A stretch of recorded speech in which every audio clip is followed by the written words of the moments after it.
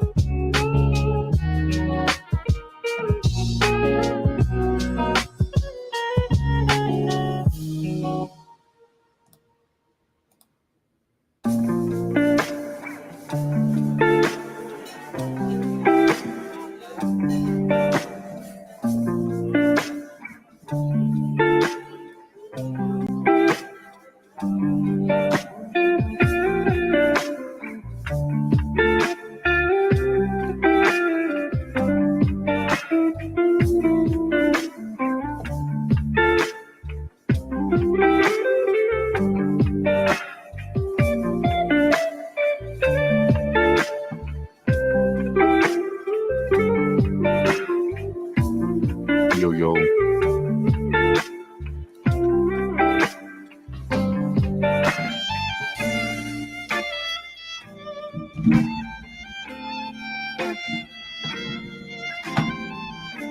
Good morning, everybody.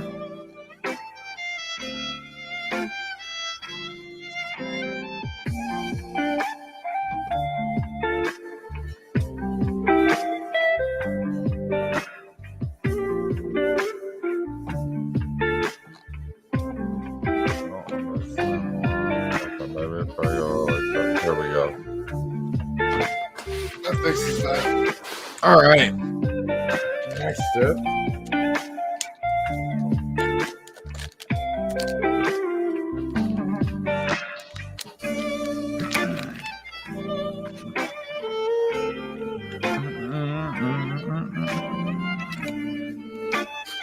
Hold on, guys. I'm just doing something at the moment.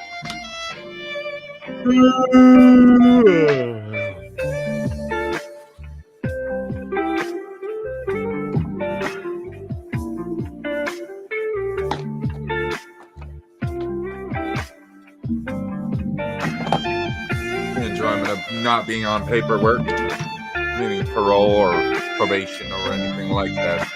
I can do whatever the fuck I want. Next month out.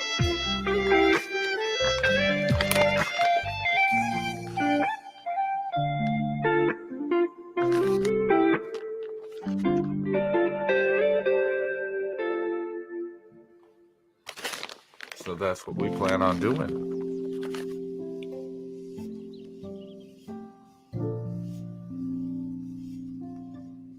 Because why the fuck not? I have to work again. I just worked an overnight shift at McDonald's.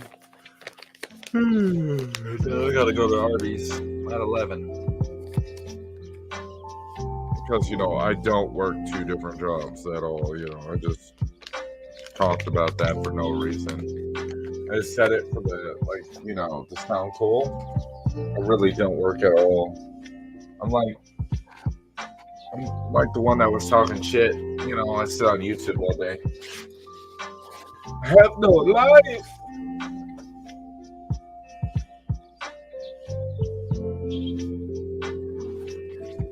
Sit on YouTube. Talk about everybody but myself.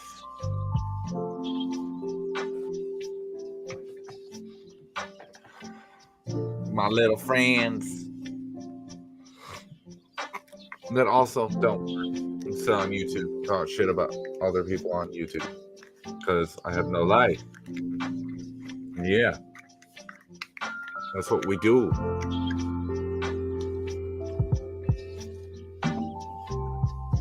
We're not on camera for a reason, so just saying.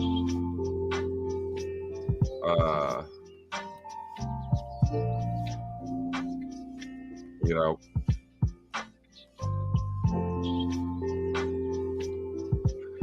just one of those things.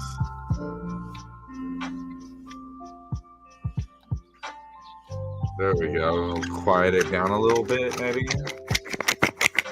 You hear that? Yeah.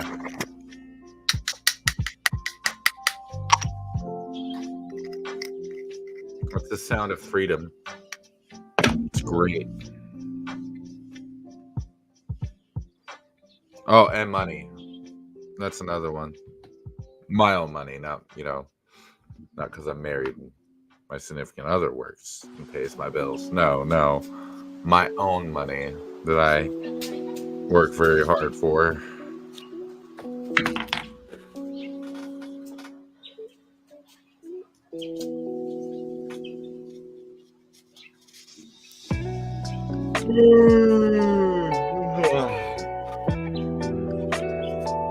Hope everyone's having a great fucking morning now.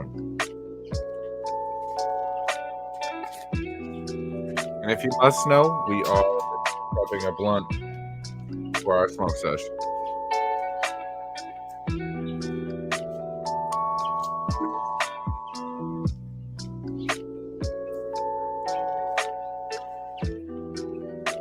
That is why we are busy at the moment. That's what we're doing. Because again, freedom. I'm allowed to do that.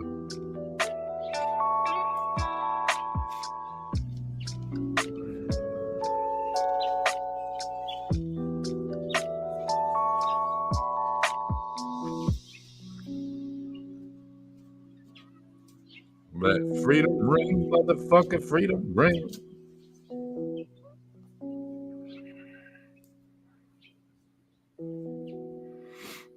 Almost done.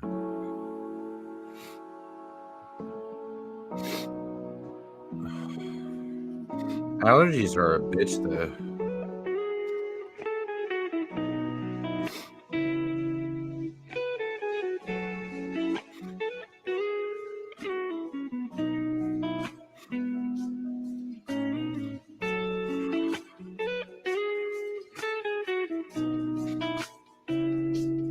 We'll have some of the same people come in and say the same shit they always say.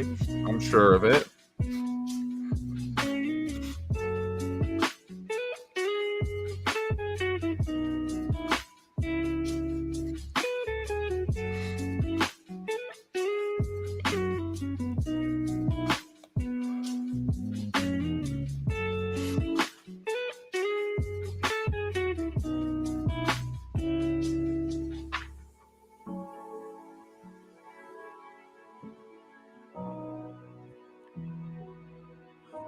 God, no.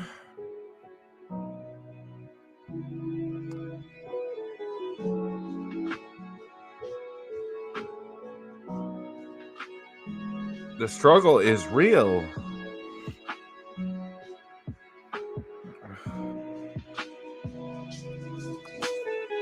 Personally, my fault.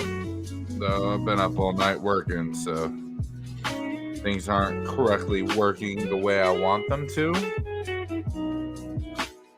Like my brain. Because, well, I have a job. Again, I have a job, unlike other people. But, you know, we laugh at people when they say they have a job because, you know, we sit on this camera here on YouTube and we talk shit about other people because we think we're better than them, even though we were a drug addict. Yeah, I'm speaking on a certain somebody. She knows who she is.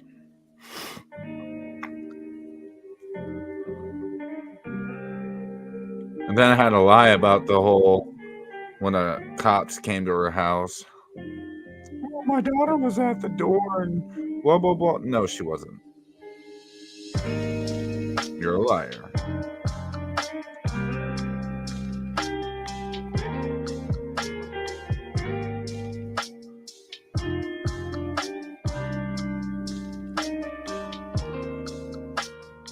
And I have a reliable source telling me that was on call with you during that time. That's why I find it so funny. You decided to try to talk shit in your stream while I was in there, like you somebody. Oh, and then the fact that you said I retired. Never once retired from YouTube. Ever. It's because I got a real job, unlike you. Because you can't. You refuse to. Because you're fucking lazy. See, me? Nah. I like money. Why? Because I like to smoke pot.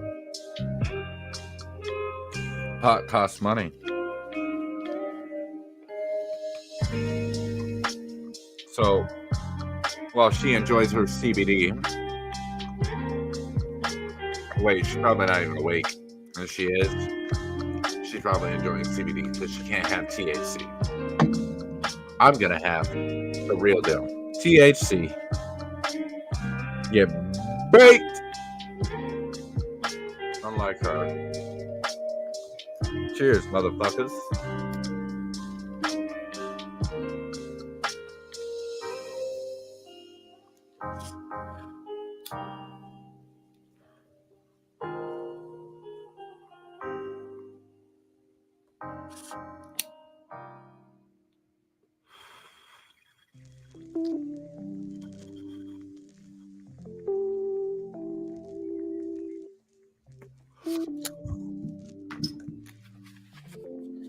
No, we gotta go like this, turn that on, like that. Turn that off. Now we can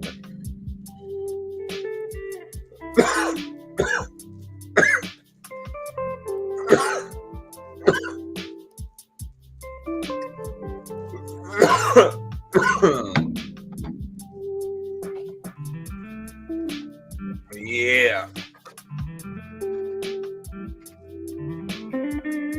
What's that good stuff?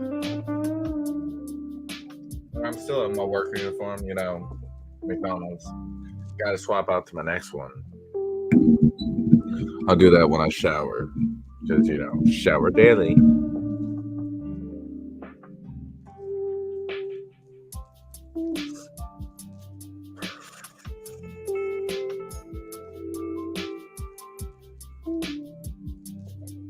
I was just what? Imagine it'd be like hard ass.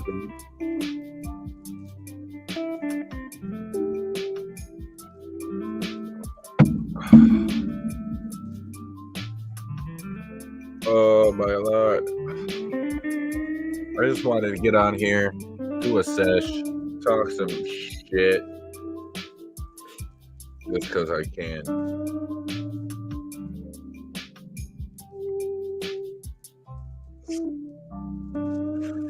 It's 7:30 in the morning. Why not? I've been up all night working. And then I worked some more today. Yep. Unlike other people. I'm getting that paper, that money. 2 different paychecks. Unlike some people. This bitch can't even get a paycheck. She ain't even get a paycheck off of YouTube.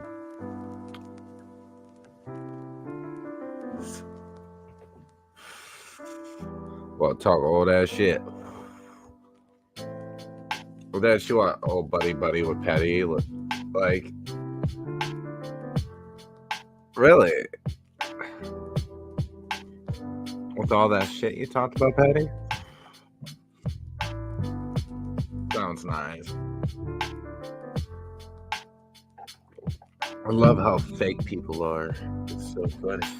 They can't even stay true to themselves. Like, what? It makes no sense to me. At all.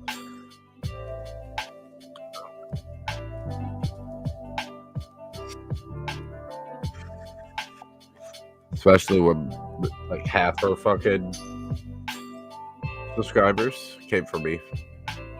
Thank her, you know. Just saying. But that's okay. Because I don't mind.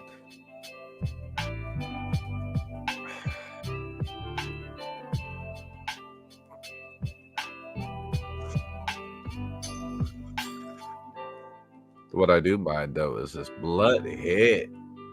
Right? It's hitting.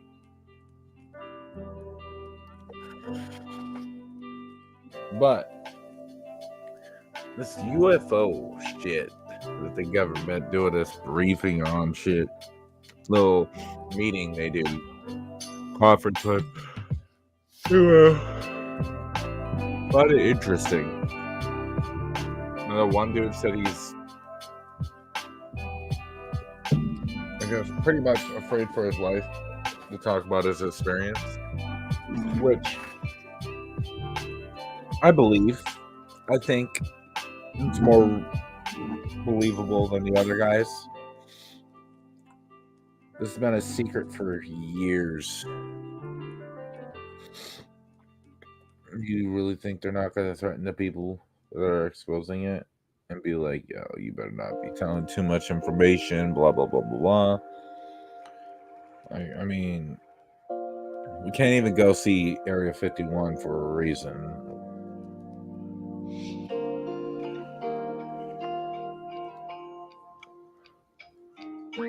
And the only reason that I can think of is they got some shit in there. They literally do somewhere in that desert. More than likely underground, but that's just the way I see it. Oh.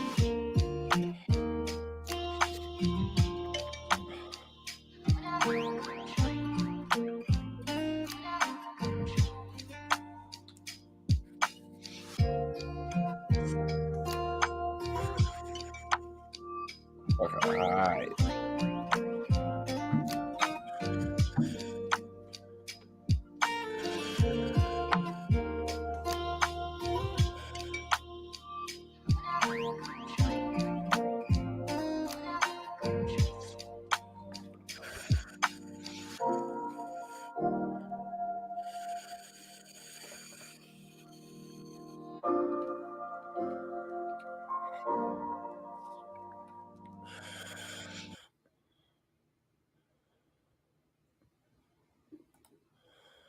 Ms. Mays.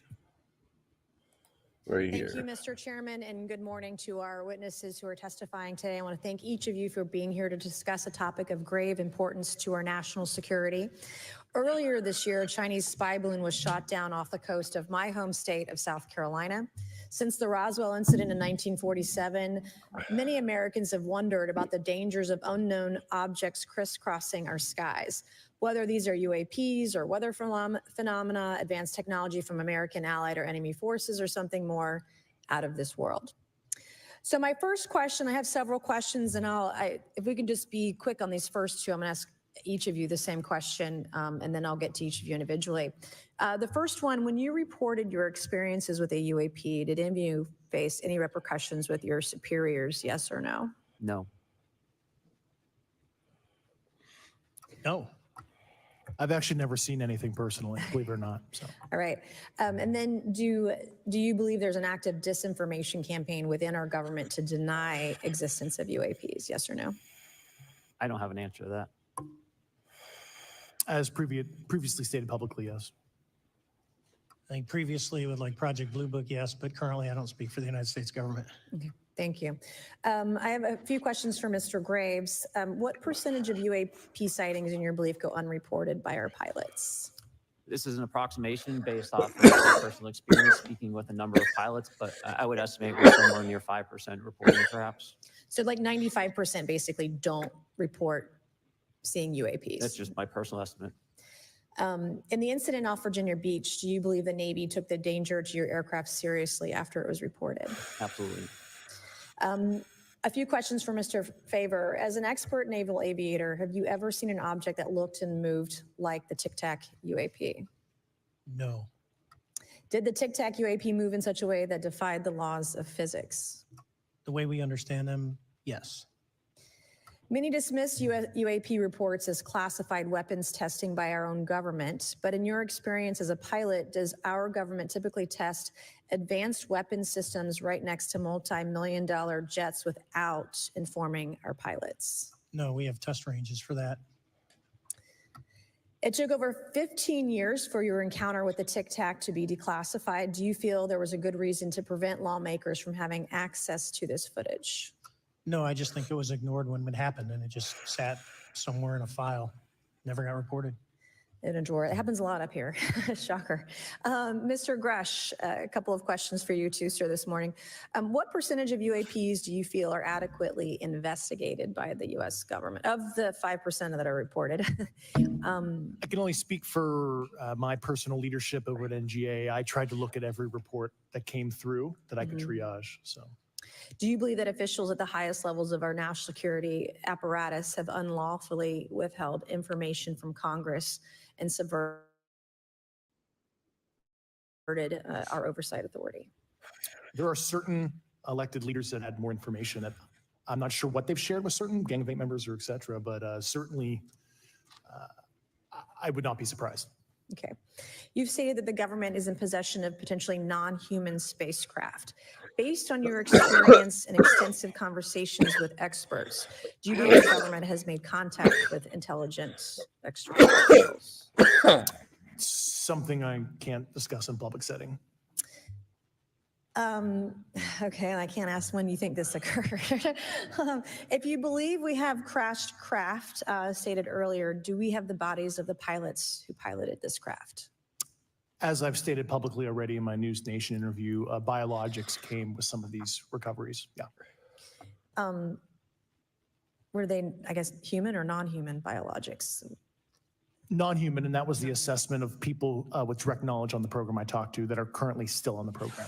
And was this documentary evidence, this video, photos, eyewitness? Like, how would that be determined? The specific documentation I would have to talk to you in a skiff about. Gotcha. Okay. So, and you may or may not be able to answer my last question, and maybe we get into a skiff at the next hearing that we have, but who in the government, either what agency, sub-agency, what contractors, who should be called into the next hearing about UAPs, either in a public setting or even in a private setting? And you probably can't name names, but what agencies or organizations, contractors, et cetera, do we need to call in to get these questions answered, whether it's about funding, what programs are happening, and what's out there?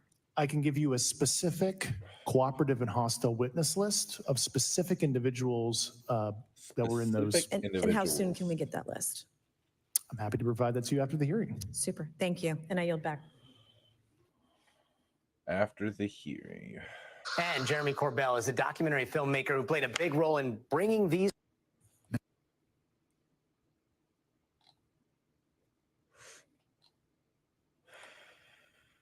The concerns that aircrew have. Could you just give me a little idea of the degree to which reports in the past are not made public right now? Well, I don't think there has been a proper reporting system to gather those reports and thus not report them. So to answer your question, I think there is a dearth of data due to the fact that the reporting has been limited up to this time. Could you tell me why you believe it's, kind of to play the devil's advocate, a reason why some of this stuff should not be available to the public? There's certainly some national security concerns when we use our advanced sensors in our tactical jets to be able to identify these objects. However, there's no reason that the objects themselves would be classified. I would be curious to see how the security classification guideline actually spells out the different nuances of how this topic is classified from the perspective of UAP, not national security. I'll give you a follow-up on that. Assuming that there are reasons why not all this should be made public, this has been around for a long period of time. Can any of the three of you think of any reason why anything related to UAPs, say 15 years and back should not be made public?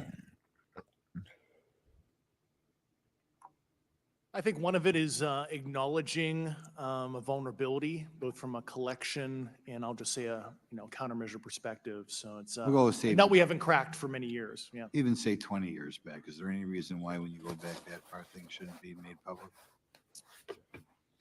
Unless it shows a specific national security vulnerability as it relates to a weakness in a particular defense system. Oh, okay, Mr. Fravor, the TikTok incident that you were engaged occurred in 2004. What kind of reporting took place after that incident? None. We had a standard debrief where the backseaters went down to our carrier intel center and briefed what had happened. And that was it. No one else talked to us. And I was in the top 20 in the battle group. No one came. The captain was aware, the admiral was aware, nothing was done. Your commanding officers provide any sort of justification? No, because I was the commanding officer of the Okay. squadron, so no. Was this incident the only UAP event that you encountered while you were a pilot? Yes, it was. Okay. This is for any one of you. Based off of each of your experiences and observations, do you believe UAPs pose a potential threat to our national security? Yes, and here's why. The technology that we faced was far superior than anything that we had, and you could put that anywhere. If you had one, you captured one, you reverse engineered it, you got it to work, you're talking something that can go into space, go someplace, drop down in a matter of seconds, do whatever it wants, and leave, and there's nothing we can do about it. Nothing. Okay. You two? Well, I would also like to add from a commercial aviation and military aviation perspective, we deal with uncertainty in our operating space as a matter of our professional actions. Identifying friend from foe is very important to us. And so when we have unidentified targets and we continue to ignore those due to a stigma or a fear of what it could be, that's an opening that our adversaries can take advantage of. What steps should be taken to better understand and respond to UAP encounters in the interest of national security? There needs to be a location where this information is centralized for processing, and there needs to be a two-way communication loop so the operators on the front end have a feedback and can get best practices on how to process information, what to do, and to ensure that their reporting is being listened to. Right now, Okay. there is not a lot of back and forth. Mr. Grush, in your complaint to the Intelligence Community Inspector, This is Inspector live, General, you claim currently. that you believe information is just being so hidden. everybody knows. What kind of information do you think was hidden, and do you think it should remain hidden? Yes, I can speak to that very briefly in an unclassified manner. As you know, the preponderance of my complaint was classified to the intelligence communities. Both material acquisition and exploitation activity, also baselining the UAPs, but not sharing it with, intelligence professionals that are actually doing step briefs to pilots, that kind of information. Yeah. Okay, thank you very much. Now we'll go to Mr. Garcia. Thank you. Again, thank you all for your service and for testifying today. Want to just talk about UAPs as it relates to what we're seeing in pilots' interaction with UAPs. Particularly, Mr. Graves, one of the concerns that for members of this committee is this idea that pilots, there's no system to actually report UAPs and the stigma around pilots. And so can you just briefly, you mentioned that you're working with 30 pilots right now that have had encounters with UAPs, but you've also, I believe, discussed and know of many more pilots. This is just those that you're currently working with. Is that correct? Can you expand on that? Certainly. I'll break that down in two ways. First, when we were first experiencing these objects off the eastern seaboard in the 2014 to 2015 time period, anyone that had upgraded their radar systems were seeing these objects. So there was a large number of my colleagues that were detecting these objects off the eastern seaboard. They were further correlating that information with their other onboard sensors, and many of them also had their own eye sightings as well of these objects. Now, that was our personal firsthand experience at the time. Since then, as I've engaged this topic, others have reached out to me to share their experiences, both on the military side as well as the commercial aviation side. On the military aviation side, veterans that have recently got out have shared their stories and have expressed how the objects we were seeing in 2014, 2015 continued all the way to 2019, 2020, and beyond. And so it became a generational issue for naval aviators on the eastern seaboard. This was something we were briefing to new students. This is something that was included in the notice to airmen to ensure that there was no accidents. And now with commercial aviators, they're reaching out because they're having somewhat similar experiences as our military brothers and sisters, but they do not have any reporting system that they can send us to. And let me just add to, and both to Mr. Fravor as well as Mr. Graves, not having this system for reporting, would you both agree that is harmful to not just our national security interests, but to understand this phenomenon of what's happening with UAPs? I think it's actually, it's a travesty that we don't have a system to correlate this and actually investigate. So if you took the East Coast, there's coastal radars out there that monitor our air defense identification zone, so out to 200 miles. They can track these, so when you see them, they could actually go and pull that data and get maneuvering. And instead of just having the airplanes, there's other data sources out there. And I've talked to other government officials on this. So you need a centrally located repository that these reports go to. So if you just stuck it in DOD, you wouldn't get anything out of the Intelligence Committee because they have a tendency to not to talk. But if you had a central location where these reports would come in, not just military, but also commercial aviation, because there's a lot of that going on, especially if you talk to anyone that flies from here to Hawaii, over the Pacific, they see odd lights. So I think you need to develop something that allows you a central point to collect the data in order to investigate. Mr. Graves? I would concur with everything Mr. Fravor said.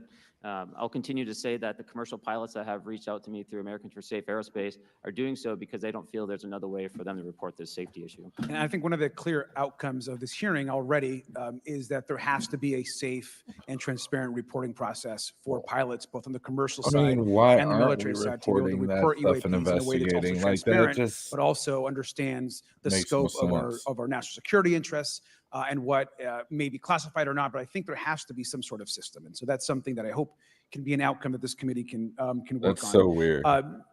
Is there anything else for the two of you briefly beyond this reporting system that you think that we can do as a government to encourage and facilitate more civilian reporting? I think we're doing it right now. Okay, I great. think this hearing is going to show the American people that their government takes this topic seriously. And how about civilians that may not be pilots? What kind of process could be in place for civilians who are not pilots, who may have UAP encounters? Do either of you have any suggestions that could facilitate that? My recommendations would be to make that a sensor-centric operation in order to make it as objective as possible. Okay. Sir, Mr. Fravor? No, I agree with Mr. Graves on that. Okay. Just briefly, I also just want to note, particularly for the two pilots, and I have a question for Mr. Grush. One of the things that I found fascinating in our discussion, Mr. Graves, last night as well, is that you both described UAPs and formations and the way they are observed in space or in our air, and the way that they move is essentially ways in which current technology or aircraft that we know of are unable to actually function or move. And so will you just, for the public record, again, once again, briefly, just either describe or note that aircraft that are being witnessed, particularly by the 30 folks that you're working with, are essentially outside the scope of anything that we know of today and the technology we have today. Mr. Graves, Mr. Fravor? Yes, the objects that are being seen by commercial pilots are performing maneuvers that are unexplainable due to our current understanding of our technology and our capabilities as a country. And that applies for the military as well. Mr. Fravor? Yeah, I concur with that. We have nothing that can stop in midair and go the other direction, nor do we have anything that can, like in our situation, come down from space, hang out for 3 hours, and go back up. Thank you. My last question, and sometimes I know that you have also said some of these answers in the past, but we're trying to get them on the public record as well, which is really important. Mr. Grush, finally, do you believe that our government is in possession of UAPs? Absolutely, based on interviewing over 40 witnesses over 4 years. And where? I know the exact locations, and those locations were provided to the Inspector General and some of which to the intelligence committees. I actually had the people with the firsthand knowledge provide a protected disclosure to the Inspector General. Thank you. And Mr. Chairman, I would just say that I think that these questions are important questions, and I look forward to being involved in the process to get those answered. I know there'll be a lot of questions from other committee members, so I yield back. Thank you. We'll go to Mr. Burchett himself. Thank you, Mr. Chairman. Thank you, Mr. Garcia. I would like to have you on my legislation to do just that on the reporting. And we'll get together on that. Maybe you can be my co-sponsor on that. That'd be really cool. Thank you for those great questions. Mr. Graves, again, I'd like to know, how do you know that these were not our aircraft? Some of the behaviors that we saw in a working area, we would see these objects being at 0.0 Mach, that's 0 airspeed, over certain pieces of the ground. So what that means, just like a river, if you throw a bobber in, it's going to float downstream. These objects were staying completely stationary in Category 4 hurricane winds. These same objects would then accelerate to supersonic speeds, 1.1, 1.2 Mach, and they would do so in very erratic and quick behaviors that I don't have an explanation for. Okay. Have you spoken to commercial and military pilots that have seen these off of our East Coast? I have. Okay. Mr. Favor, I noticed that in the Tic Tac video, it's Tic Tac like the candy, not TikTok like the Chinese Communist app. That's correct. Yes, sir. I just want to make that because my daughter corrected me on that and called me a boomer and said, "Hey, boomer." And I said, "No, baby, it's Tic Tac like the candy. You're going to have to just look it up." And but now I would also like to say today is a day of many firsts. It's a miracle that we're having this meeting, and it's also a miracle that my wife has put up with me for 9 years today. Today is my anniversary, so I want to tell my wife happy anniversary and that I love her very much. As she likes to say, this 9 years have been the best 2 years of her life. So thank you. Mr. Favor, what astonished you the most about the flight capabilities of these Tic Tac, very briefly? The performance, absolute performance. It was, And you're not aware of any other objects that anybody in the world has, in this world, that has those capabilities? no, I think it's far beyond actually our material science that we currently possess. Are you aware of any other reconnaissance platforms that have tracked or recorded the Tic Tac's maneuvers, maybe the NORAD system or any of the others? I am not. Okay. Mr. Grush, thank you for being here, brother. Thank you all very much. Have you faced any retaliation or reprisals for any of your testimony or anything on these lines? Yeah, I have to be careful what I say in detail because there is an open whistleblower reprisal investigation on my behalf, and I don't want to compromise that investigation by providing anything that may help provide somebody information. But it was very brutal and very unfortunate, some of the tactics they used to hurt me both professionally and personally, to be quite frank. Yeah. It's very unfortunate, as they say, when you're over the target, that's when they do the most firing at you. Do you have any personal knowledge of people who have been harmed or injured in That's efforts to cover crazy. up or conceal these extraterrestrial technology? Yes. Personally. Have anyone been murdered that you would think, that you know of or have heard of, I guess? I have to be careful asking that question. I directed people with that knowledge to the appropriate authorities. Maybe in a, if we could get in a confidential area, a SCIF, we could talk about that. But unfortunately, we were denied access to the SCIF, and that's very unfortunate in this scenario. Mr. Favor, do you believe that you witnessed an additional object under the water in relation to your encounter? I will say we did not see an object. There was something there to cause the whitewater, and when we turned around, it was gone. So there was something there that obviously moved. Okay, it was not the same object though that you were looking at, correct? No, we actually joked that the Tic Tac was communicating with something when we came back, and because the whitewater disappeared.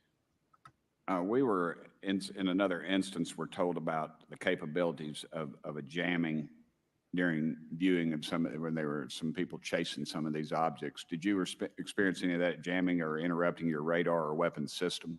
My crew that launched after we landed experienced significant jamming to the APG-73 radar, which was what we had on board, which is a mechanically scanned, very high-end system prior to the APG-79.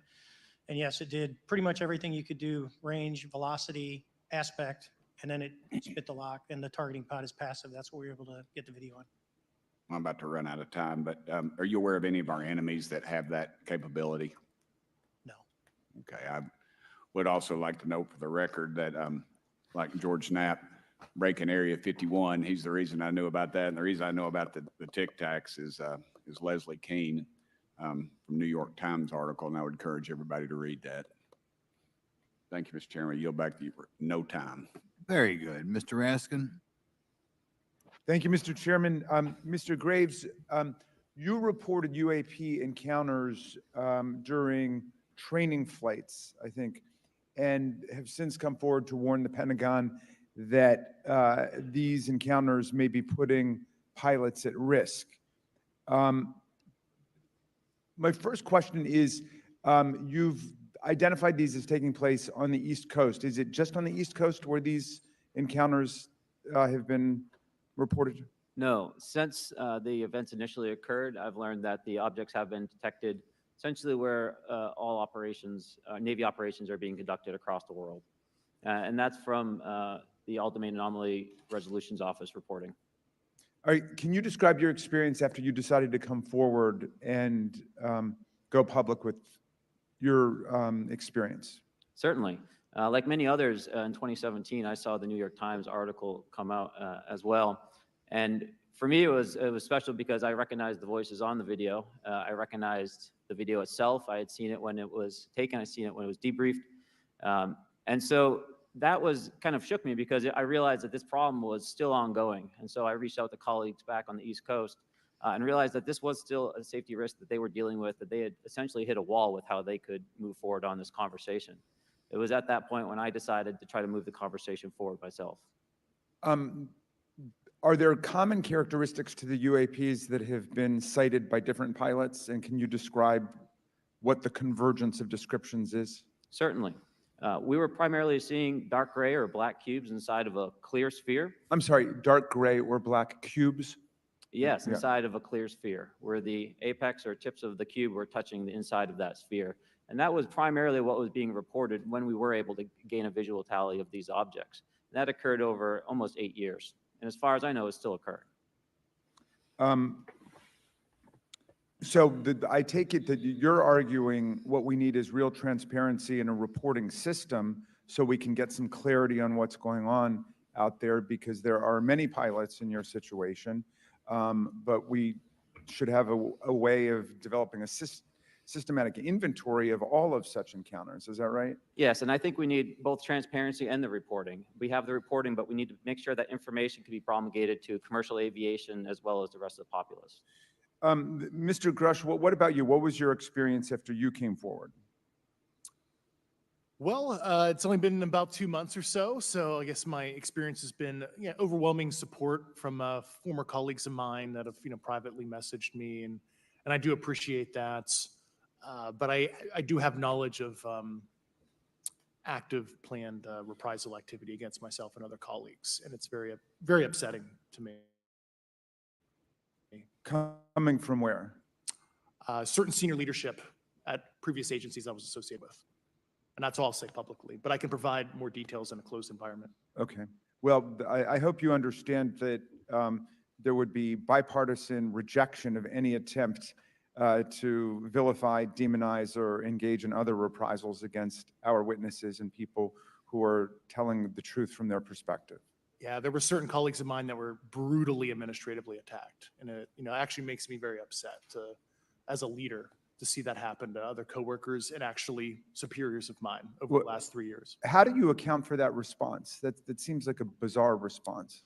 I call it administrative terrorism. That's their quiver, their tool in the toolbox to silence people, especially the career government service cares about their career, cares about their clearance, their reputation to climb the ladder.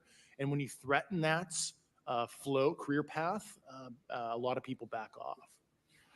But I'm here to represent those people. So, Mr. Fravor, what about you?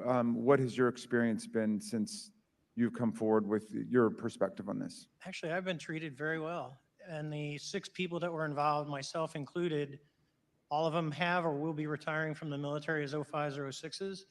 And all my friends that are very senior, 3 and 4 stars, I've talked to them. They believe, they understand there's a problem. But no, I was actually treated That's very crazy. well. And what is your general interpretation of these phenomena, or what is your current thinking of trying to make sense of them? Well, I'll say, I'm not like a UFO fanatic. It's not me, but I will tell you that what we saw with 4 sets of eyes over a 5-minute period still there's nothing, we have nothing close to it. It was amazing to see. I told my buddy I wanted to fly it, but yeah, it's just an incredible technology. All right, Mr. Chairman, thank you very much. I'll yield back to you. Thanks. On to Ms. Luna. Mr. Grush, in speaking to you yesterday, I just wanted to follow up on Representative Raskin's questions. In the last couple of years, have you had incidences that have caused you to be in fear for your life for addressing these issues? Yes, personally. Yeah. I just want everyone to note that he's coming forward in fear of his life. To put in perspective, if they were really not scared about this information coming out, why would someone be intimidated like that?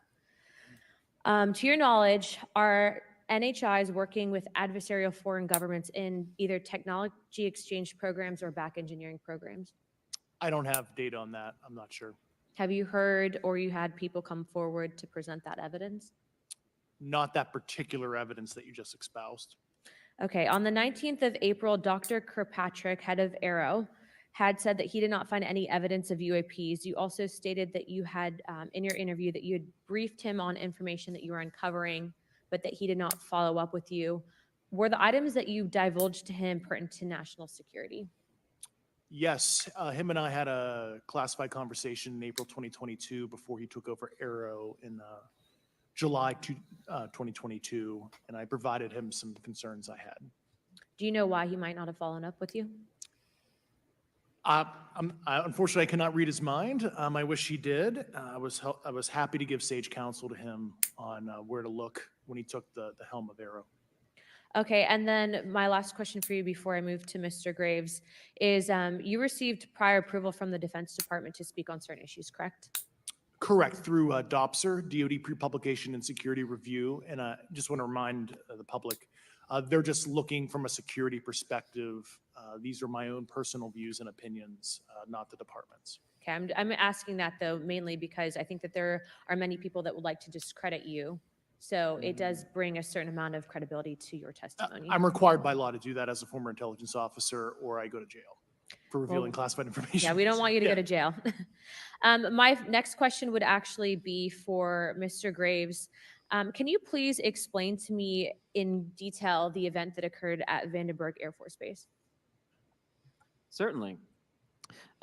In the 2003 timeframe, a large group of Boeing contractors were operating near one of the launch facilities at Vandenberg Air Force Base when they observed a very large 100-yard sided red square approach the base from the ocean and hover at low altitude over one of the launch facilities. This object remained for about 45 seconds or so before darting off over the mountains. There was a similar event within 24 hours later in the evening. This was a morning event, I believe 8:45 in the morning. Later in the evening, post-sunset, there were reports of other sightings on base, including some aggressive behaviors. These objects were approaching some of the security guards at rapid speeds before darting off. And this is information that was received through one of the witnesses that have approached me at Americans for Safe Aerospace. Was this documented in any official form, whether it was a police blotter? Yes, they had official documentation and records from the event that the witness held over the years. And I'm not going to ask you to do it right now for time reasons, but you would be able to sketch what was witnessed, correct? And have you seen that before on any other equipment and or during your flight time? I have not seen what they've described. This object was estimated to be almost the size of a football field, and I have not seen anything personally that large. Okay, and then another question on follow-up referencing the gimbal video Go Fast incident. Can you just clarify, because to our understanding, the footage was actually cut off at a certain point, but what happens at the end of that video, just for those Americans specifically there that are wanting to know about the rest of that footage? Certainly. There was some uncertainty or instability with the object. It seemed to rock a bit, and that's the last I had seen of the video. Much of the data that I would recommend be analyzed would consist of radar data that would provide precise kinematics on the object, as well as the fleet of objects that were operating nearby. Okay, and follow-up, in regards to the reporting procedures that Mr. Garcia had addressed on, as well as Representative Burchett, with the FAA, to your understanding, pilots that are seeing this, commercial airline pilots, are they receiving cease and desist letters from corporations for coming forward with information in regards to safety for potential airline passengers? I have been made privy to conversations with commercial aviators who have received cease and desist orders. So the American public should Interesting. know that corporations are putting their own reputations on the basic, not the line, but ahead of the safety of the American people. And I think, would you agree with that statement? It appears so. Okay. And I guess this would be my last, oh, I'm out of time. I yield. I'll be back. Good. Mr. Moskowitz. Thank you, Mr. Chairman. Gentlemen, let's talk about the laws of physics for a second. Mr. Graves and Commander Faber, I heard you talk about speed. When those objects broke the sound barrier, did they make a sonic boom? I was in a jet, you can't hear anything. It's kind of loud in there. Yeah, you're not able to actually personally tell within the vehicle. I will say the objects that we were seeing, they were spherical, and they were observed up to Mach 2, which is a very non-aerodynamic shape. What about G-forces? Let's talk about G-forces of those vehicles. Could a human survive those G-forces with known technology today? No. No, not for the acceleration rates that we observed. Okay. What about what they look like? How close did you get? Did you see a seam or a rivet or a section? And what I mean is, obviously, the jets you're flying have all those things. Did these objects have those? Do you want to go on? I didn't have the detail to be able to tell that. So we got within a half mile at Tic Tac, which people say that's pretty far, but in airplanes, that's actually relatively close. No, it was perfectly white, smooth, no windows, although when we did take the original FLIR video that is out there, when you put it on a big screen, it actually had two little objects that came out of the bottom of it. But other than that, no windows, no seams, no nothing. Mr. Grush, as a result of your previous government work, have you met with people with direct knowledge or have direct knowledge yourself of non-human origin craft? Yes, I personally interviewed those individuals. Mr. Grush, as a result of your previous government work, have you met with people with direct knowledge or have direct knowledge yourself about ATs, advanced technologies that the U.S. government has? Based on conventional advanced tech, I was briefed to the preponderance of the Defense Department's both space and aerospace compartmented programs, yeah. Do you have knowledge or do you have reason to believe that there are programs in the advanced tech space that are unsanctioned? Yes, I do. Okay. Yeah. And when you say that they're above congressional oversight, what do you mean? Complicated question. So there's, some, I would call it abuse here. So congressional oversight of conventional special access programs, and I'll use Title 10, so DOD as an example, right? So 10 U.S. Code Section 119 discusses congressional oversight of SAPs, discusses the DepSecDef's ability to waive congressional reporting. However, the Gang of Eight is at least supposed to be notified if a waived or waive bigoted unacknowledged SAP is created, and that's public law. Well, so that how does, I don't want to cut you off, but Yeah. how does a program like that get funded?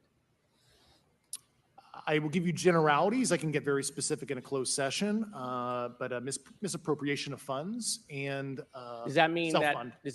that there is money in the budget that is said to go to a program, but it doesn't, and it goes to something else? Yes, I have specific knowledge of that. Yep. Do you think U.S. corporations are overcharging for certain tech they're selling to the U.S. government, and that additional money is going to programs?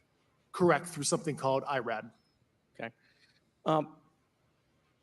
Satellite imagery. Let's talk about satellite imagery. We have satellites all over the place, some that we're aware of and many that we're not aware of, right? We're taking pictures of everything at every point and second. Mr. Grush, are you aware, do you have direct knowledge, or have you talked to people with direct knowledge that there are satellite imagery of these events? That was one of my primary tasks at NGA, since we process, exploit, and disseminate that kind of information. I've seen multiple cases, some of which, to my understanding, and of course, I left NGA in April, so that's my information cutoff date. But I personally reviewed both what we call overhead collection and from other strategic and tactical platforms that I could not even explain prosaically. And I have a degree in physics, by the way, as well. And I am aware that you guys have not seen these reports, unfortunately. And I don't know why. Do you have direct knowledge, or you had spoken to people with direct knowledge that this imagery applies to crash sites, crash imagery? I can't discuss that in an open session. Okay. Do you have any information that the U.S. government is involved in a disinformation campaign to deny the existence of certain UAPs? I can't go beyond what I've already stated publicly in my News Nation interview because it touches other sensitivities. Okay. I'll yield the balance of my time back. Thank you, Mr. Chairman.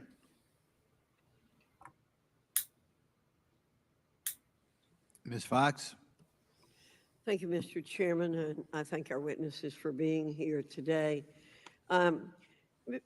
Garouche, in your sworn testimony, you state that the United States government has retrieved supposedly extraterrestrial spacecraft and other UAP-related artifacts. You go so far as to state that the U.S. is in possession of, quote, non-human spacecraft, end quote, and that some of these artifacts have circulated with defense contractors. Several other former military and intelligence officials have come forward with similar allegations, albeit in non-public settings.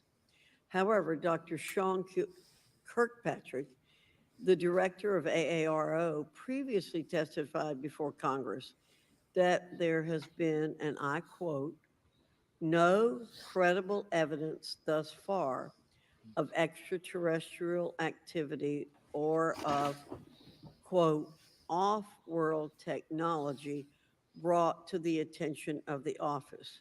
To your knowledge, is that statement correct? It's not accurate. I believe Dr. Kirkpatrick mentioned he had about 30 individuals that have come to Arrow thus far.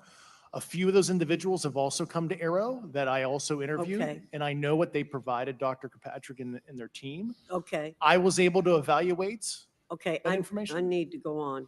Sure. But my understanding that his statement is accurate, came from a direct quote. And this contradiction is a perfect example of why we need to inject transparency into our government. And for another example, look no further than the pitiful response to the Chinese spy balloon debacle earlier this year. You may remember the mass confusion that ensued when the balloon was first spotted over Montana, 4 days after it first entered U.S. airspace over Alaska.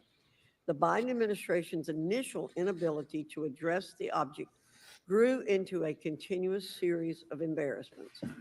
After news of the balloon reached the mainstream media, we were assured that the balloon posed no threat to our security.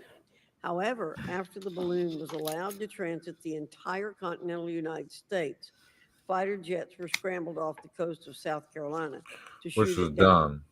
This flip-flopping and obfuscation caused needless confusion, fear, and panic across the country. It's my hope, Mr. Chairman, that this sort of confusion will not be repeated. We should investigate the extent to which elements of our government possess or do not possess information that is of critical value to the American people. We owe it to the citizens of this nation to make sure that our government is transparent and accountable. We must make sure that our government provides answers, and Congress must do its duty to solicit those answers. With that, Mr. Chairman, I yield back. Yeah, Mr. Frost. Thank you, Mr. Chairman. In 2022, NASA announced that it was commissioning an independent study team to examine UAPs. The NASA team is comprised of scientists across different fields, as well as former astronauts and pilots. In May, the independent study team held its first public meeting, which included the perspectives from NASA senior leaders, as well as perspectives from the Department of Defense and intelligence agencies. The NASA study team is also expected to release its first report pretty soon, and I think it's safe to say that we all eagerly await its results. Mr. Graves, how might NASA's research influence the commercial industry regarding safety in UAP? I think NASA has a big role to play as far as commercial aviation safety, and it's one of their original charges as an organization. One of the recommendations that have been put forward is to utilize their existing aviation safety reporting system to serve as a short-term fill and trusted platform for pilots that want to report on UAP. It also has built-in analytics capability and is funded by Congress. Gotcha. And also, Mr. Graves, are there any other industries that may be influenced by the NASA research on UAPs? And if so, how so? Well, I think there is a large swath of commercial capabilities that could be brought to bear on this topic, from space-based or ground-based sensor systems that are available open source or through commercial marketplaces. And I think NASA's work, as they work to identify and highlight specific parameters that can be found, we can take that information and promulgate this through the public sector so that we can have a more open conversation about what we're seeing. You know, in 2020, the Department of Defense released several videos of UAPs, including Mr. Freyer's experience, U.S. Navy pilots that recorded footage. In 2021, the Office of the Director of National Intelligence released a preliminary report on UAP events. NASA Administrator Bill Nelson stated that NASA would begin to investigate these events. In fact, I sit on Science, Space, and Technology Committee, and when we were doing a hearing with the NASA Administrator Bill Nelson, I asked, you know, why NASA needed to be fully funded. And there were many great reasons, but one of them was actually had to do with UAPs. He actually mentioned, you know, is there life out there? I don't know. And so either way, these actions ultimately led NASA to assemble the independent study team that I mentioned earlier. Also in 2021, Harvard University stood up the Galileo project to research and examine the origins of UAP. So it seems like both, you know, from NASA and in the higher education community, because of the work that y'all have done and people standing up, you know, I think we're seeing some of that stigma slowly going away. Mr. Freyer, do you believe that military pilots feeling empowered to share their UAP experiences has directly impacted the scientific community's research goals on this topic? Yes. I would say yes. I would say that, you know, starting in 2017, when it actually came out, it took that stigma away. I mean, I've talked to multiple senators who said prior to that, if you'd have mentioned UAP, you'd have been laughed off the hill. And now we're sitting here today for a public testimony on what's actually going on. You know, I'm hoping that this curve will be more of an exponential and we'll get more and more transparent to the level that we can. Yeah, yeah, and yeah, I mean, it's important. I couldn't imagine, you know, I'm not a pilot, but I used to fly gliders in Civil Air Patrol. Huh? Yeah, I got, yeah. Pilot? I mean, you know. And so either way, I mean, I couldn't imagine, you know, being in the glider and seeing something and then not feeling like I had the agency to talk about it. Mr. Graves, can you discuss the importance of seeking scientists to sit on your advisory board? Absolutely. I think ultimately this is going to be a scientific problem. And not only that, it's also an engineering problem. I've been working with the American Institute of Aeronautics and Astronautics to help them stand up a UAP integration committee to help integrate their engineering prowess into this problem. And so, yes, very much, I think this is an engineering and scientific problem as much as a national security problem.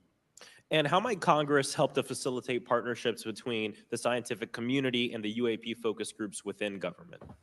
Well, I think one of the things they can do is to have these types of hearings to communicate to the public that this is a topic of interest. I think that there is a pseudo market, if you will, of interested capabilities and talent that want to approach this topic. And we're seeing that start to grow now. So I think continued conversation, reduction of stigma is going to allow that to flourish and allow answers to help generate themselves. 100%. Well, thank you all for being here and thank you for your work. I think it's important that we keep our top scientific minds focused on this issue and look for ways to increase collaboration. Thank you so much. I yield back. Mr. Comer. Thank you, Mr. Chairman. Let me say I want to thank you for having this hearing, and I want to thank Mr. Burchett, Ms. Luna for leading this hearing. And with that, I yield my 5 minutes to Mr. Burchett. Thank you, Mr. Chairman. I'm going to direct this, I believe, to Mr. Grush, but if any of you all feel like you need to jump in, just jump right in. We're good. Has the U.S. government become aware of actual evidence of extraterrestrial, otherwise unexplained forms of intelligence? And if so, when do you think this first occurred? I like to use the term non-human. I don't like to denote origin. Keeps the aperture open, both scientifically. Certainly, like I've discussed publicly previously, 1930s. Okay.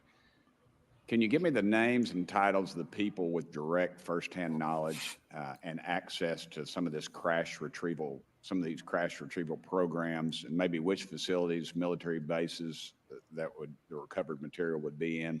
And I know a lot of Congress talked about we're going to go to Area 51 and, you know, and there's nothing there anymore anyway. It's just, you know, and we move like a glacier. As soon as we announce it, I'm sure the moving vans will pull up, but please. I can't discuss that publicly, but I did provide that information both to the Intel committees and the Inspector General. And we could get that in the skiff if we were allowed to get in a skiff with you. Would that be probably what you would think? Sure, if you had the appropriate accesses, yeah. What special access programs cover this information, and how is it possible that they have evaded oversight for so long? I do know the names. Once again, I can't discuss that publicly and how they've evaded oversight. In a closed setting, I can tell you the specific tradecraft used. All right. When do you think those programs began, and who authorized them? I do know a lot of that information, but that's something I can't discuss publicly because of All right. sensitivities. If any of y'all want to jump in on any of this, you're more than welcome to. What level of security clearance is required to fully access these programs? Well, anybody who has. And I say that because myself, Representative Gates and Representative Luna were basically turned away at one point at Eglin. So please go right ahead. Certainly difference between member access and say somebody like me, but anybody who has a TSSCI clearance and meets the eligibility criteria, the access adjudicative authority should be able to grant you access. Yeah. Ms. Burchett, if you'll yield, so just to put a fine point on that, there's nothing that you're aware of that's above special access program classification. It's a misnomer that there's anything actually above top secret. Executive Order 13526 delineates the classification levels. Right. But I draw a point on that because we can have access to those programs. And so the notion that we're not being given that access sort of defies our typical muscle memory here in Congress. Thank you, Mr. Burchett. I'll yield back to you. Thank you, Mr. Gates. Along those lines, Title 10, you may not know this or not, but Title 10 and Title 50 authorization, they seem to say they're inefficient. So who gets to decide this, in your opinion, in the past? It's a group of career senior executive officials, Okay, are they government officials? both Or- in and out, Do what? both in and out of government, and that's about as far I as I got can you. go there. All Yeah. right, well, that leads to my next question. Which private corporations are directly involved in this program? How much taxpayer money has been invested in these programs, to your knowledge? I mean, we know we audit the Pentagon every year, and I've been here 5 years, and they failed the dadgum thing every year. They lose over $1 billion a year, we think, and I was told Department of Defense, maybe 60% of their assets are unaccounted for, whatever the heck that means. In the public sector, you go to jail for that kind of crap. So tell me. Yeah, I know when I'm a dollar off of my DTS travel voucher, I get hammered, but it seems like it doesn't work the other If way. you right? sell over Yeah. if you sell over $600 worth of stuff on eBay, now you get a call from the IRS. So please, what corporations? Yeah, I don't know the specific metrics towards the end of your question. The specific corporations I did provide to the committees in specific divisions, and I spent 11 and a half hours with both Intel committees. So. Okay, has there been an active U.S. government disinformation campaign to deny the existence of unidentified aerial phenomena? And if so, why? I can't go beyond what I've already espoused publicly about that.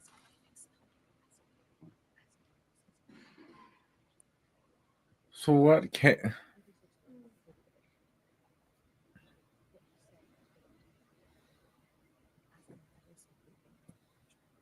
Okay, I've been told to ask you what that is and how to get it in the record.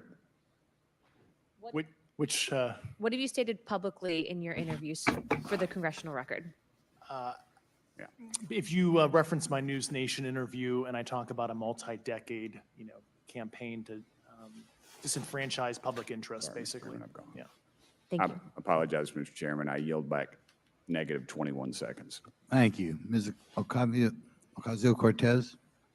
Thank you, Mr. Chairman, and thank you to our witnesses for coming here today. I do concur with the ranking member as well as several other members here on this committee that this is a committee for whistleblowers and for the protection of whistleblowers as well. So we understand what you're putting on the table here and what you're putting on the line here, and we thank you for that. Mr. Grush, you sat on the Unidentified Anomalous Phenomenon Task Force created in the 2020 NDAA, correct? Yes. There have been some things that that have been mentioned here during this hearing that I wanted to pick up on. Mr. Graves, you mentioned specifically during the answers to one of your questions, you named Boeing contractors being engaged in an incident regarding this red cube about a football field wide. I was wondering if you could speak a little bit about the interaction, or Mr. Grush, either of you, the interactions between defense contractor companies and any UAP-related programs or activities. So I'll just say that the information about the contractor themselves were provided by a witness, and I have no particular detail in Understood. that relationship. Mr. Grush?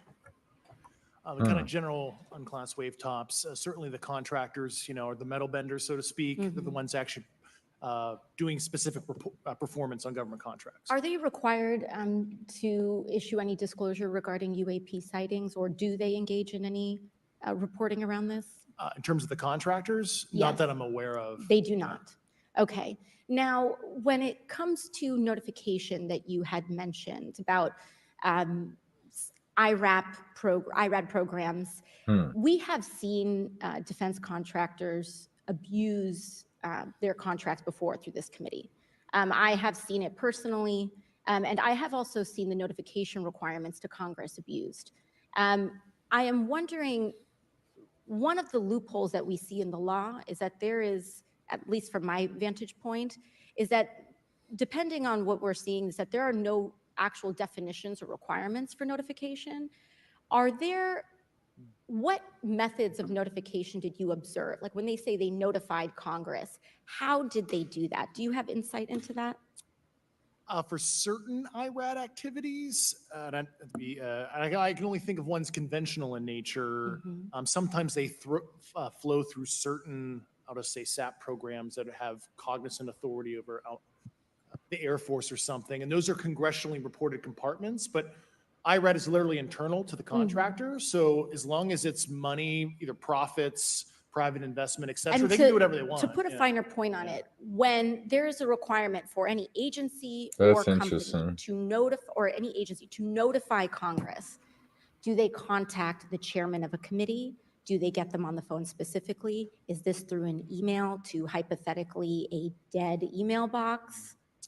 A lot of it comes through what they call the I PPR, would guess- periodic program review process. If it's a SAP or controlled access program equity, and then those go to the specific committees, whether it be the SAS, Okay. CASC, HISI. Thank you. I apologize. I just, my time is limited. Mr. Graves, one of your main concerns is that the FAA currently does not have an official process to receive reports of UAP from pilots or others, correct? Correct. And in your experience, what data should the Aero program prioritize for potential collection? We have, location, date, time, but are there other specific characteristics that should be included in these reports? Certainly. I think that there's two categories that would be important. One would be kinematics and understanding the specifics of how the vehicle or objects are moving. And the second would be a more zoomed out approach of being able to look at origin and destination before the incident, as well as getting a better contextual understanding of how these objects are interacting with each other. Thank you. Now, because I only have a minute left, I apologize, we only have 5 minutes today, but for the record, if you were me, where would you look? Titles, programs, departments, regions, if you could just name anything. And I put that as an open question to the three of you. I'd be happy to give you that in a closed environment. I can tell you specifically. Thank you. Commander Fravor? And I would say, and I've told people that you have to know where to look. They're not going to divulge it to you because of the classification levels. But if you know where to look and who to talk to, which is exactly what Mr. Grush can point you, then you have them. Okay. Mr. Graves? I was an operator, so I was depending on folks like Mr. Grosh to do that homework. Okay. Thank you very much. I yield back to the chair. Mr. Biggs? Thanks, Mr. Chairman. I thank the witnesses for being here today. I'm over here. Thank you so much for being here.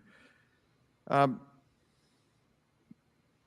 want to get into specifics here, and the reason I'm going to go this way is because you've talked a bit about what I would call misdirection by official U.S. government with regard to UAPs, right? And so I'm going to get to that in a second. But last week, White House NSC spokesman John Kirby stated that UAPs are having an impact on our training ranges and need to be treated as a legitimate issue. Do you concur with the statements? That's for each of you. Yes. Yes. Yes. Okay. Now, having said that, I'm going to take you to specific instances around the Phoenix Valley, because that's where I live. In '97, we had the famous Phoenix Light case. I don't know if any of you are familiar with that. There were two things that went along with that, and the explanation was military training range off Luke and the Barry Goldwater Range. Do you know anything different other than the official explanation of those lights? Only what's in the public vernacular about it. That was outside the scope of my duties. And if we wanted to, just my question along with my colleague from New York, Ms. Ocasio-Cortez, if we wanted to find out more about that, where would we go to find the files, and who would we address?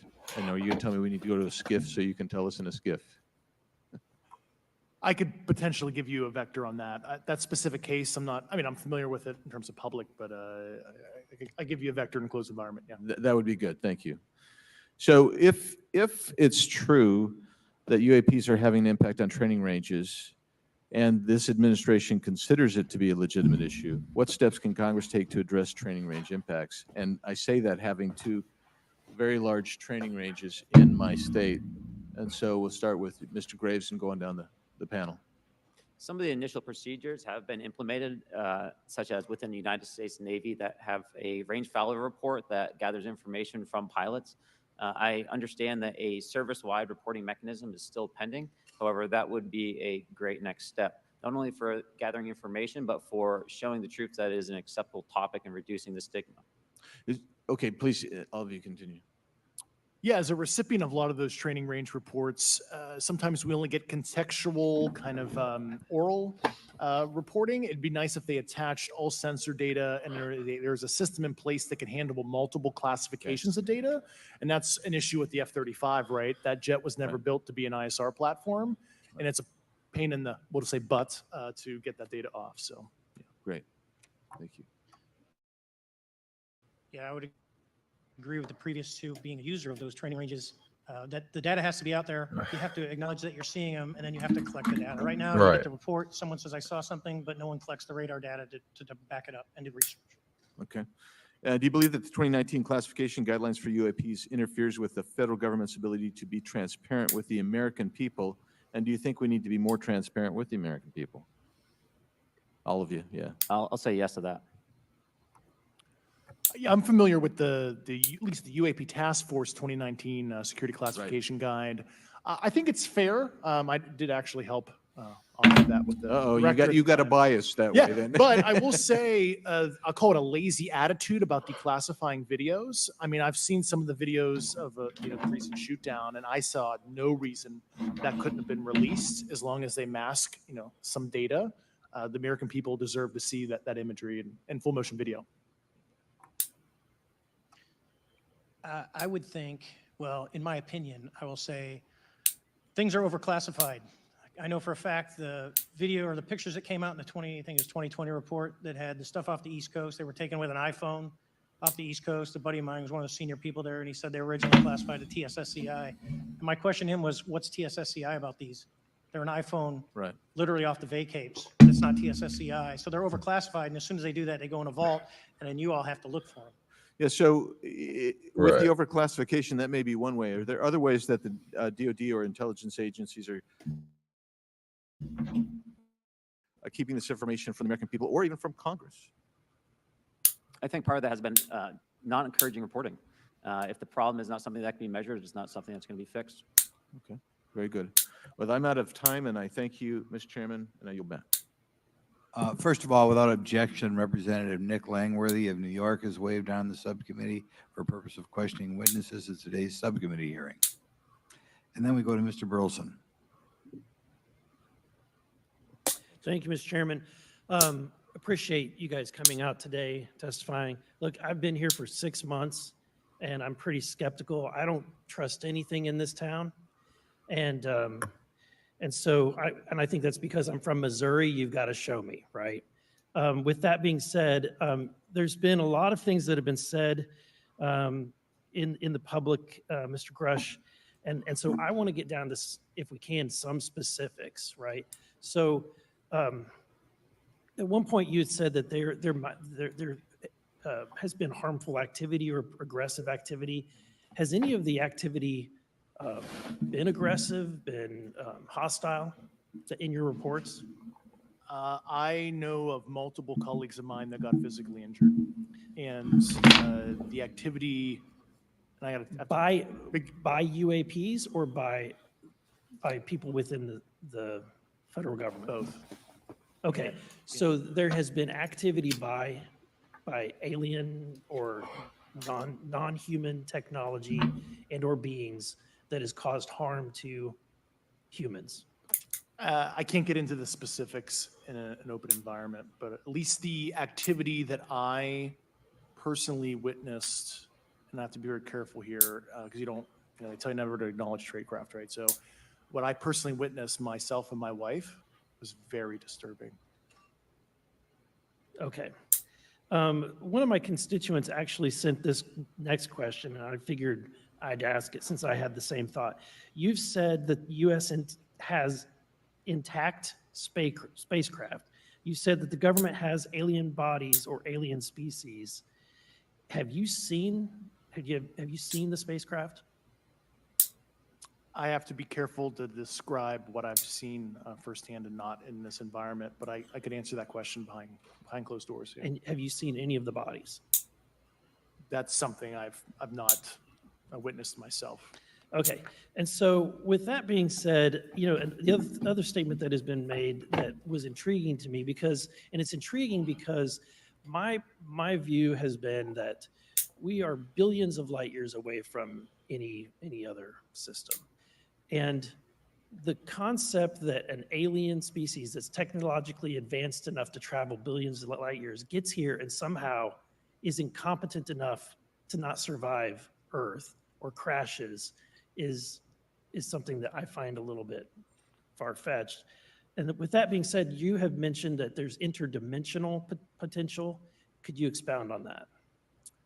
Yeah, to answer your first question, and I'm here as a fact witness and expert, but I will give you a theoretical framework, at least to work off, to kind of espouse crashes, regardless of your level of sentience, right? Planes crash, cars crash, n number of sorties, however high, a small percentage are going to end in mission failure, if you will, as we say in the Air Force.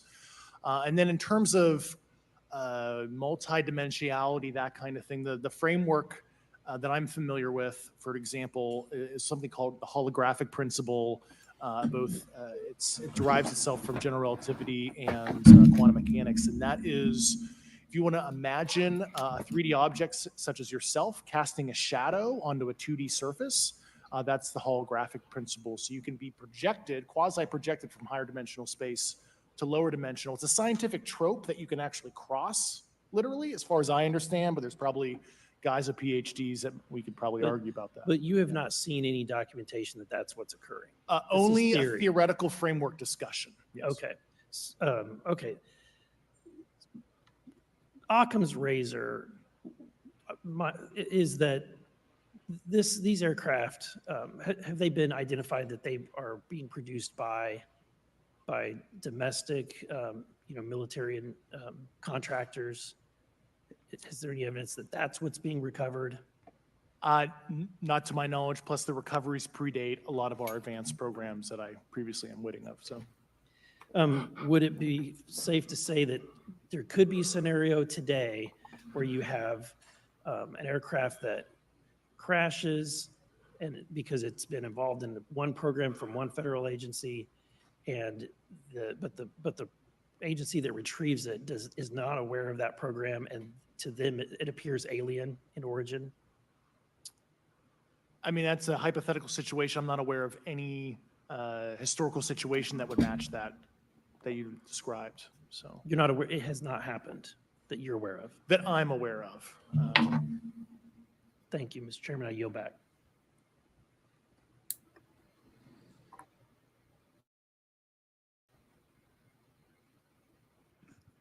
Several months ago, my office received a protected disclosure from Eglin Air Force Base indicating that there was a UAP incident that required my attention. I sought a briefing regarding that episode and brought with me Congressman Burchett and Congresswoman Luna. We asked to see any of the evidence that had been taken by flight crew in this endeavor and to observe any radar signature as well as to meet with the flight crew. We were not afforded access to all of the flight crew. And initially, we were not afforded access to images and to radar. Thereafter, we had a bit of a discussion about how authorities flow in the United States of America, and we did see the image. And we did meet with one member of the flight crew who took the image. The image was of something that I am not able to attach to any human capability, either from the United States or from any of our adversaries. And I'm somewhat informed on the matter, having served on the Armed Services Committee for 7 years, having served on the committee that oversees DARPA and advanced technologies for several years. When we spoke with the flight crew, and when he showed us the photo that he'd taken, I asked why the video wasn't engaged, why we didn't have a FLIR system that worked. Here's what he said. They were out on a test mission that day over the Gulf of Mexico. And when you're on a test mission, you're supposed to have clear airspace. Not supposed to be anything that shows up. And they saw a sequence of 4 craft in a clear diamond formation for which there is a radar sequence that I alone have observed in the United States Congress. One of the pilots goes to check out that diamond formation and sees a large floating, what I can only describe as an orb. Again, like I said, not of any human capability that I'm aware of. And when he approached, he said that his radar went down. He said that his FLIR system malfunctioned and that he had to manually take this image from one of the lenses, and it was not automated in collection as you would typically see in a test mission. So I guess I'll start with Commander Fravor. How should we think about the fact that this craft that was approached by our pilot had the capability of disarming a number of the sensor and collection systems on that craft? Well, I think this goes to that national security side, and you can go back through history of things showing up at certain areas and disabling our capabilities, which is disheartening. And for us, I mean, like I said, it completely disabled the radar on the aircraft when it tried to do it. And the only way we could see it is passively, which is how he got that image. So I think that's a concern on what are these doing, not only how they operate, but their capabilities inside to do things like this. Yeah, that's. And how should we think about 4 craft moving in a very clear formation, equidistant from one another, in a diamond? In all of the phenomenon, perhaps, Mr. Grave, that you've analyzed, have we ever seen multiple craft in a single formation? I have one particular case, and that was during the gimbal incident. The recording on the AT FLIR system shows a single object that rotates. You hear the pilots refer to a fleet of objects that is not visible on the FLIR system, and that was something that I witnessed during the debrief as part of the radar data on the situational awareness page. I would like to add, however, Congressman, there's a small bit of anger, I would say. I would feel that those pilots are still facing that difficulty in reporting this topic, and they don't have the tools to be able to mitigate this issue. It just goes to show how serious this is and why this is such an important issue for our pilots and for our nation. It was stated explicitly to me by these test pilots that if you have a UAP experience, the best thing you can do for your career is forget it and not tell anyone. Because any type of reporting, either above the surface or below the surface, does have a perceived consequence to these people. And that is a culture we must change if we want to get to the truth. Mr. Chairman, I would observe that perhaps as we move forward from this hearing, there are some obvious next steps. Every person watching this knows that we need to meet with Mr. Grush in a secure, compartmentalized facility so that we can get fulsome answers that do not put him in jeopardy and that give us the information we need. Second, I would suggest that the radar images that were collected of this formation of craft out of Eglin Air Force Base, and specifically the actual image taken by the actual flight crew that we can actually validate be provided to the committee, subpoenaed if necessary, so that we're able to track how to get this type of reporting and analysis done in a more fulsome way. That would be my recommendation humbly as a guest here of the Fine Oversight Committee. I yield back. Ms. Mays? Thank you, Mr. Chairman, and good morning to our witnesses who are testifying today. I want to thank each of you for being here to discuss a topic of grave importance to our national security. Earlier this year, a Chinese spy balloon was shot down off the coast of my home state of South Carolina. Since the Roswell incident in 1947, many Americans have wondered about the dangers of unknown objects crisscrossing our skies, whether these are UAP. But yeah, it's interesting. I'm about to get going, get ready for work. I figured we watch some of that, and did our smoke sesh. But I appreciate everybody for coming by. Until the next one, tell someone you love them. Peace.